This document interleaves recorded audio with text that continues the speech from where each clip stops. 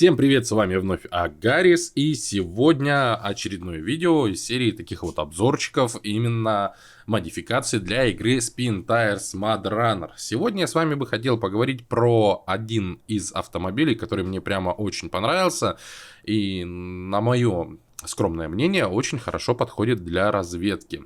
Итак, модификация называется Jeep 1942. У нас сразу два автомобиля, первая и вторая версия. Первая просто в оливковом, в American хаке, так называемом цвете. Вторая в камуфляже, в более таком даже, я сказал бы, тропической версии камуфляжа. Что про него можно сразу же сказать? Выполнена моделька очень неплохо визуально, но есть определенные косячки, в частности физические. Вода проходит сквозь модельки. Физически, собственно, грязь пролетает сквозь модельки, водитель начинает засыпать, когда вы едете по воде. Как вы видите, у нас есть 4 точки крепления, перед, зад и боковые точки крепления для того, чтобы мы могли зафиксировать свою лебедку, хотя в жизни автомобиль лебедкой не обладал. Также у нас полноприводная модификация с блокировкой как межосевой получается, так и межколесной. Межколесной блокировки у него не было. Присутствует вид от первого лица.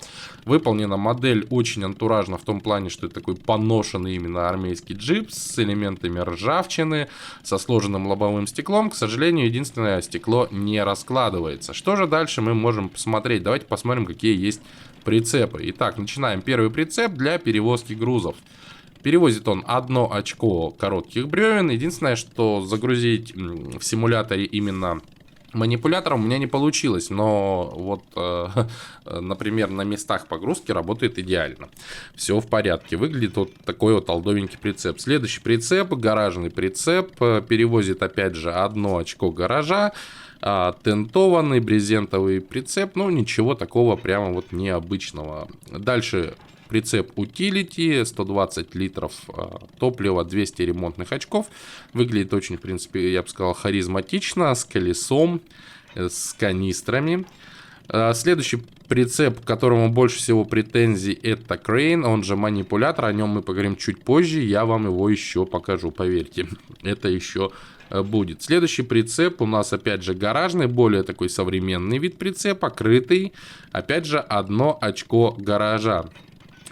Пойдем по повтору Utility, точно так же 120 литров, 200 ремонтных очков. Опять же крытый прицеп, который визуально в принципе ничем не отличается от гаражного. И 2 прицепа еще. Один такой старый олдовенький логистик и прицеп, который выглядит с кониками, как вот именно для перевозки бревен. Такой современный прицеп. Возят они точно так же по 1 очку коротких бревен.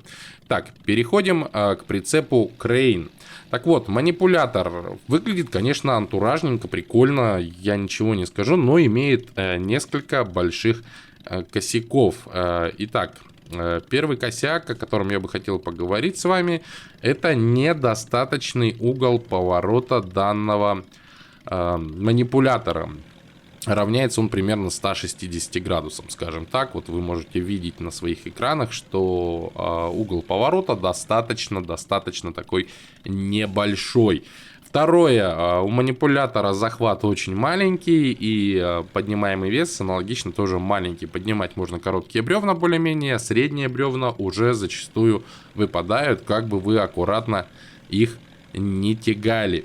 И самый главный, вот самый большой косяк данного прицепа, о котором я бы хотел вам сказать, это баг, наверное, багованный он, так назовем. При складывании стрелы он у нас улетает. Итак, оп, смотрите, прицеп улетел хрен знает куда, извиняюсь за выражение, а автомобиль у нас прогрузился в текстурки. Если вы думаете, что это происходит только в те моменты, когда вот мы на разложенных лапах просто складываем прицеп, то нифига не так, ребят. Абсолютно не так. Давайте вот второй эксперимент на втором джипе. Мы опять же ставим тот же самый прицеп. Отъезжаем. Разложим сейчас, соответственно, наши опоры. Опустим их. Так, пардоньте. Сначала опустил, надо сначала развернуть. Так вот, разворачиваем опоры, опускаем, все ништяк. Берем стрелу. Поднимаем, поводим ей, ну, чтобы так аутентичненько было, да. Дальше сворачиваем опоры снова. И опять же возвращаем стрелу и полетели. Вот так вот прекрасно летает у нас джип, такой вот прекрасный. Поэтому не рекомендую пользоваться данным прицепом. Ну и в принципе автомобиль, по-моему, именно для разведки. Для разведки данный автомобиль, по-моему, подходит. Почему я говорю, что для разведки он идеально подходит? Потому что он очень легкий, очень маневренный, узенький. И на нем очень хорошо, то есть он прекрасно маневрирует, в частности по лесу. Если точка разведки находится где-то в лесу, на нем очень легко добраться до этой точки разведки. Далее, что еще я отметил? Ну, так как он опять же легкий, он легко козлит. Да, ребят, он легко козлит. И управлять им, например, в режиме автомата на более-менее ровной дороге бывает сложно, еще из-за того, что он легко уходит в занос. Хотя на самом деле, то есть дальше в исторической части я с вами поговорю о распределении момента, как он распределялся на данном автомобиле.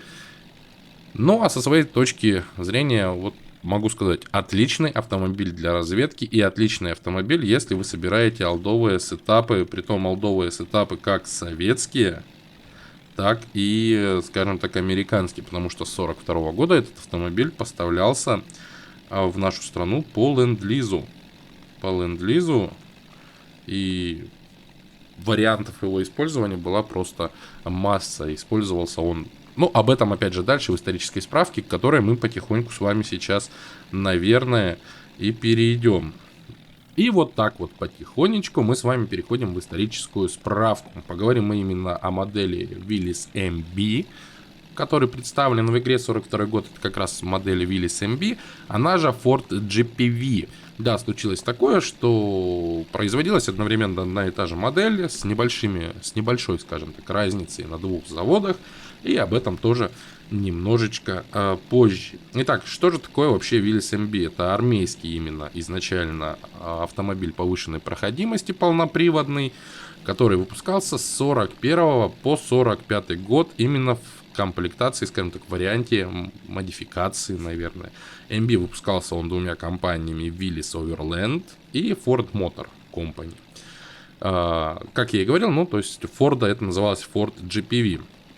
Что можно сразу по тактико-техническим характеристикам данного, скажем так, автомобиля вам рассказать. Обладал бензиновым двигателем объемом 2,2 литра, 4 цилиндра, 8 клапанов. Да, в то время по 2 клапана на цилиндр это абсолютная норма. Максимальная мощность данного двигателя была 60 лошадиных сил при 3600 оборотах в секунду. Максимальная скорость же составляла 104 км в час. Расход топлива примерный в смешанном цикле 12 литров. Точнее там не скажешь. Про двигатель. Что можно сказать конкретно про этот двигатель? Двигатель был хороший, но капризный. Это раз. То есть очень важно было соблюдать регламент обслуживания. Очень важно было использовать качественный бензин октановым числом не ниже 66, но именно качественный. И использовать качественное масло. Именно с этим связаны определенные проблемы эксплуатации данного автомобиля с 1942 года, когда он пошел по ленд-лизу в Советский Союз. Некоторые автомобили не проходили более 15 тысяч до капремонта двигателя из-за того, что бензин был плохого качества и, соответственно, смазочные материалы точно так же были не очень высокого качества в связи с дефицитом качественных, скажем так, ГСМ, горюче-смазочных материалов, и уходили на капиталочку. Вот я и говорю, что были определенные трудности, связанные с двигателем. Также этот двигатель в свое время стал рекордсменом по длинноходности. Просто к чему? Диаметр поршня практически 79 миллиметров, а ход поршня более чем 111 миллиметров. И поэтому считается, что это очень длинноходный двигатель. То есть он получил даже рекорд, по-моему, в книге рекордов Гиннесса или в какой-то другой книге рекордов. Но вот именно за длинноходность мотора данный автомобиль получил рекорд. Соответственно, двигатель был карбюраторный, с жидкостной системой охлаждения, полностью чугуневый, к чему, наверное, очень радовались в свое время.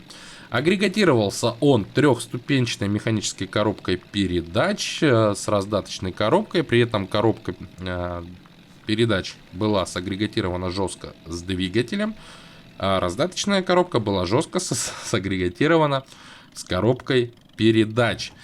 И теперь переходим, собственно, к системе полного привода. Полный привод у нас имел систему part-time, то есть основной привод был задний. Можно было одним рычагом подключить полный привод, и тогда у нас делилось жестко 50 на 50, плюс блокировалось, собственно, то есть прямо вот жестко 50 на 50, поэтому на нем ездить нельзя было по асфальтовым дорогам, точнее не то, что нельзя было, не рекомендовалось ездить с подключенным передним приводом в связи с тем, что, как вы знаете, при жесткой сцепке передних задних колес, скажем так, зацеплении, у нас поворачиваемость уменьшается и идет повышенная нагрузка на внутренние части трансмиссии, повышенный износ. Так что рекомендовалось по ровным сухим поверхностям передвигаться именно на заднем приводе. Второй же рычаг отвечал у нас за пониженную передачу и отключение, собственно, полного привода. Пониженная передача понижала у нас до 1,97, то есть практически в 2 раза, опять же. За что его тоже очень любили, потому что с учетом его веса по разным данным, опять же, я рылся по разным источникам, вес базовый у него от тонны 50 снаряженный до тонны 230 снаряженный вес. И небольшими размерами, то есть джип везде очень хорошо пролазил. Итак, про размеры. В длину данный автомобиль был всего 3,33 метра, ширина 1585 миллиметров, высота 1830, клиренс при этом составлял 220 миллиметров. Не все кроссоверы на данный момент, именно кроссоверы, обладают таким клиренсом. Внедорожники вроде бы сейчас все. Но вы сами понимаете, что данный автомобиль легенда, и он прародитель, по сути, всех внедорожников, вседорожников, которые существуют на данный момент. Колесная база была короткая, всего 2 метра 32 миллиметра. Это очень коротко, ребят. То есть, благодаря этому очень неплохо было перескакивать через всякие ямки и кочки, но при этом, сами понимаете, короткая база — это козление. Кто ездил на Ниве, тот прекрасно знает, что такое короткобазная, что такое короткобазный автомобиль. Колея передняя и задняя были абсолютно идентичны, 1230 миллиметров. Это достаточно узко, сами понимаете. На некоторых углах наклона автомобиль был склонен к перевороту из-за своей узкой компоновки автомобиля. Грузоподъемность автомобиля, что по заданию, что так, было 250 килограмм официальная. На самом деле грузили намного больше. И объем бака был 57 литров топлива.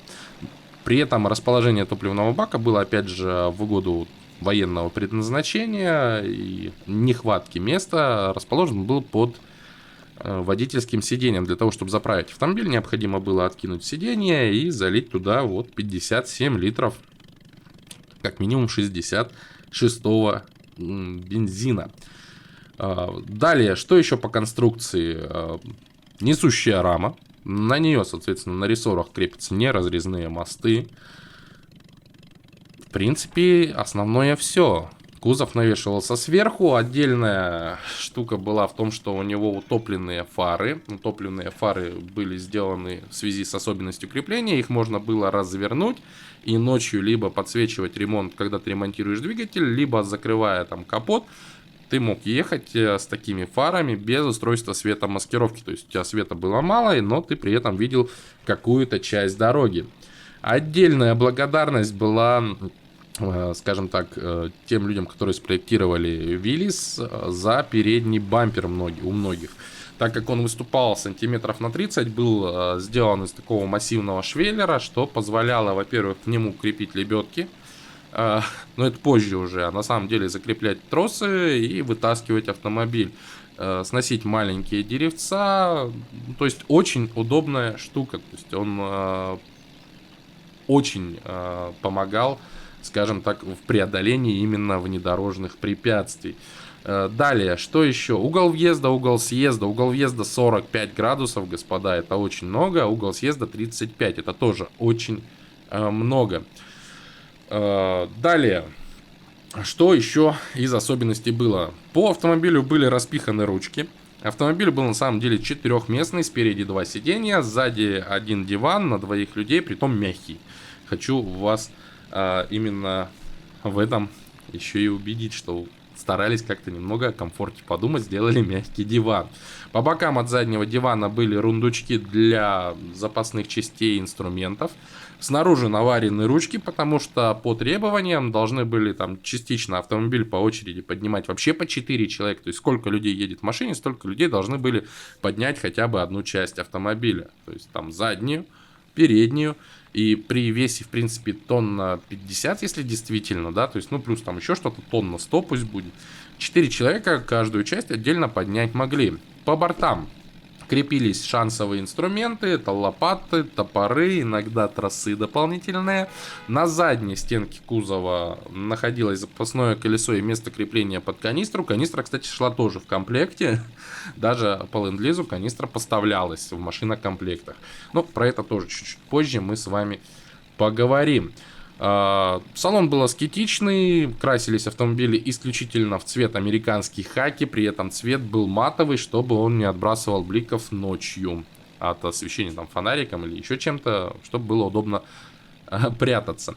У автомобиля складывалось переднее стекло, и по разным данным, опять же, не могу точно сказать, разные источники говорят разное, у лобового стекла были дворники. Как всегда, да, то есть, соответственно. Но по одним данным дворники были механические, то есть с приводом от рук сидящего рядом с водителем или водителя.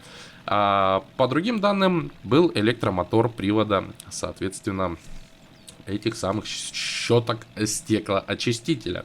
Также автомобиль имел складные дуги и брезентовую крышу, которая опять же скручивалась и крепилась сзади автомобиля. Мало того, дуги складывались именно так, что они повторяли полностью заднюю полусферу, скажем так, автомобиля и ничему не мешались. Но крыша над головой была. Вместо заднего стекла было просто отверстие в брезенте. Дверей у данного автомобиля никогда не было. Сделано это было для того, чтобы было легко, опять же, покидать автомобиль при разных случаях на фронте.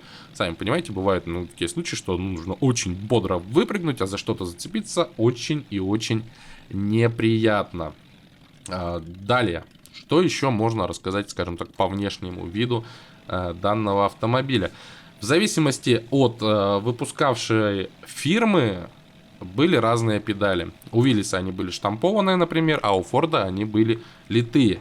И поэтому очень сложно многим определить. Но вот по таким мелочам определяется, какая фирма выпустила. Раньше поначалу были еще и выштамповки. Где-то Willys штамповали, где-то Ford.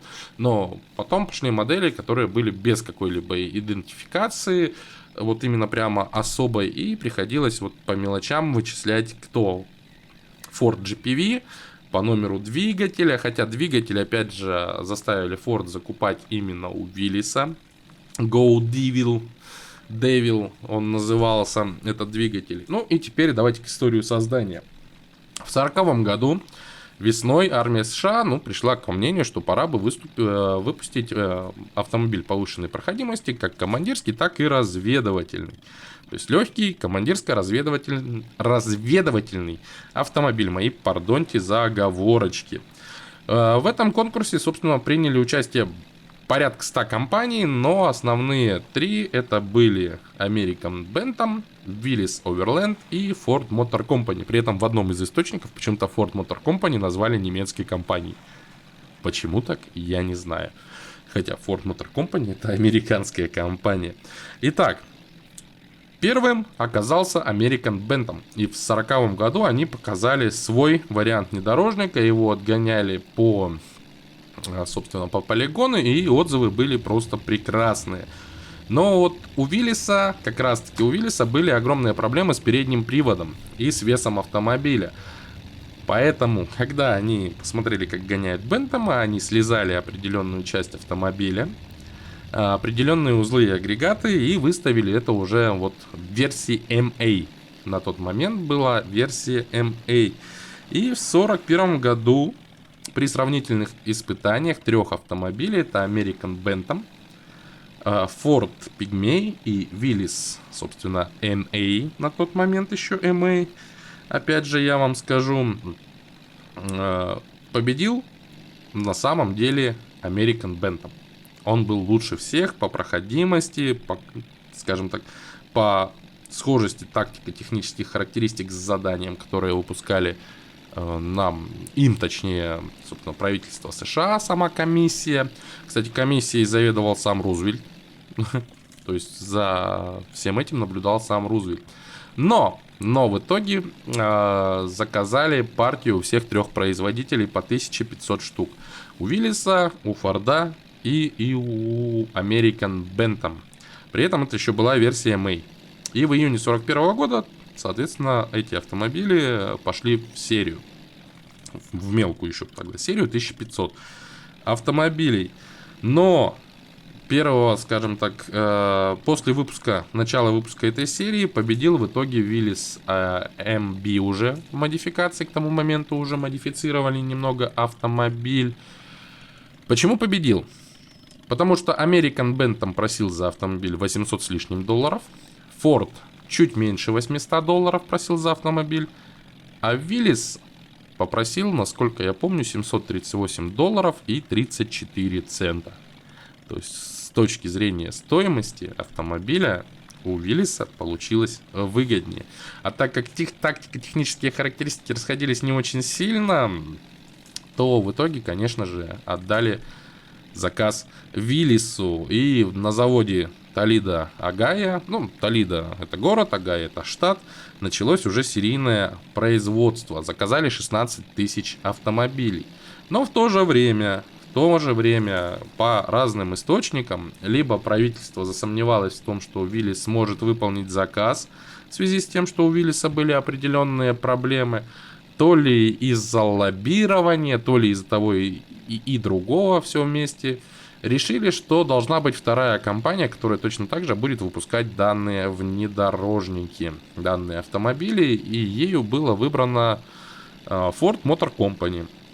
Как ни странно, да, Ford Motor Company. Когда им передали документацию, они начали выпускать модель, как я и говорил, под названием GPV. В итоге выпустили их все равно за время войны меньше, чем Willys'ов, но тоже как бы очень хорошее число. Общее количество перевалило за 660 тысяч единиц.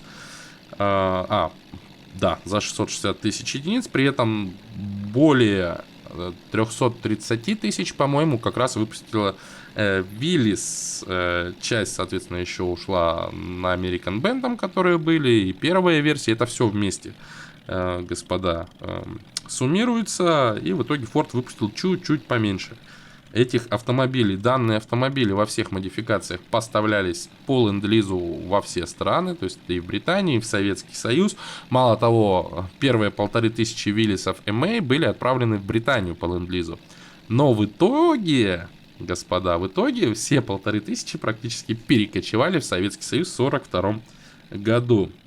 Вот. Дальше разразился уже после войны определенный скандал. То, что всплыло, информация всплыла, точнее, о том, что Willys все-таки стибрил у Бентама определенное количество решений, определенное количество визуальных решений. Но к тому моменту American Bantam уже обанкротилась, и данный скандал, собственно, потихоньку замялся. Итак, Красную армию. Давайте теперь немножко про Красную армию, и на этом, в принципе, мы с вами, можно сказать, завершимся. Итак, в 1942 году начали поставлять в Советский Союз автомобили Willys. В Советском Союзе они использовались как и для передвижения командирских групп, так и для передвижения личного состава, и как армейские тягачи. Притом по разным источникам буксировали они даже противотанковую артиллерию 45 миллиметровую, но Еще определенные источники говорят, что они даже дивизионные орудия 76 миллиметров тоже точно так же буксировали. В принципе, как бы это тяжело для этого автомобиля. Там орудие весит, наверное, так же, как данный автомобиль-то в итоге. В СССР доставили к концу войны около 52 тысяч автомобилей. И только в 1943 году эти автомобили, скажем так, протестировали у нас под Кубинкой. Во время прохождения испытания автомобиль не дотянул до заявленных ТТХ. То есть мощность ему поставили, что она не превышает 56,6 лошадиных сил, например. Опять же, это все связано с чем правильно? С тем самым качеством ГСМ, о котором я вам чуть ранее говорил. О ремонте точно так же говорил, что не проходили некоторые больше 15 тысяч до капитального ремонта. Но, опять же, Виллисы любили больше, чем, например, Иван Виллис, то есть 64-е, 67-е газоны, потому что они были мягче, лучше скрадывали неровности, в то время как там любой камешек, любая ямка в газонах отдавались в позвоночник. Такое тоже было. Мало того, в Советский Союз автомобили в основном поставлялись машин-комплектами, и по разным данным собирали их в Москве, в Кургане, в Омске, в Архангельске. То есть вот по разным данным. Опять же, в разных источниках это все почему-то по-разному написано. К сожалению, кому верить, я на данный момент не могу сказать. Не жил тогда. И поэтому озвучиваю вам из нескольких источников информацию. Ну а что ж, а после войны появились и гражданские версии джипа. Их было достаточно много. Соответственно, пошло развитие уже и армейских вариантов.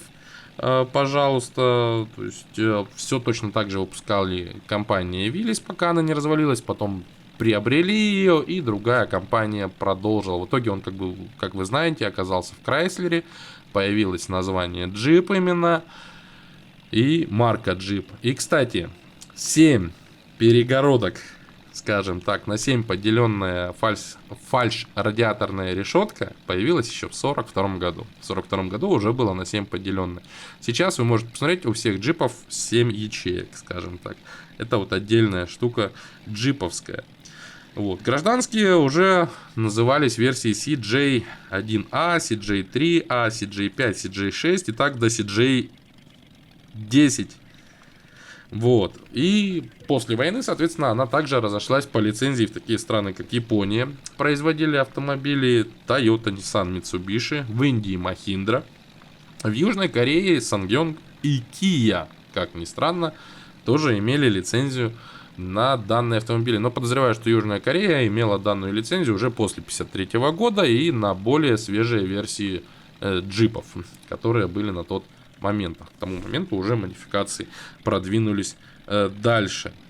Ну что ж, на этом, я думаю, пора заканчивать. И так много наговорил. Если вам было интересно, не поленитесь поставить лайкосик видео, пожалуйста. В комментариях пишите, что так, что не так. Может быть, что-то еще поменяю. Но я стараюсь наращивать качество. Сейчас, вот видите, вроде бы меньше заикаюсь, больше рассказываю. Ну, по крайней мере, стараюсь.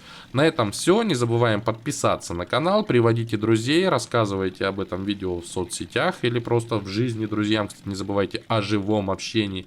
На этом всем спасибо. С вами, как всегда, был Агарис. Вы находились на моем канале. Это был рассказ о модификации к игре Spin Tires Mudrunner Jeep 1942. Историческая справочка плюс. При этом на историческую справку, как вы видите, больше времени у меня отводится, потому что мне эта тема самому достаточно интересна. Вот.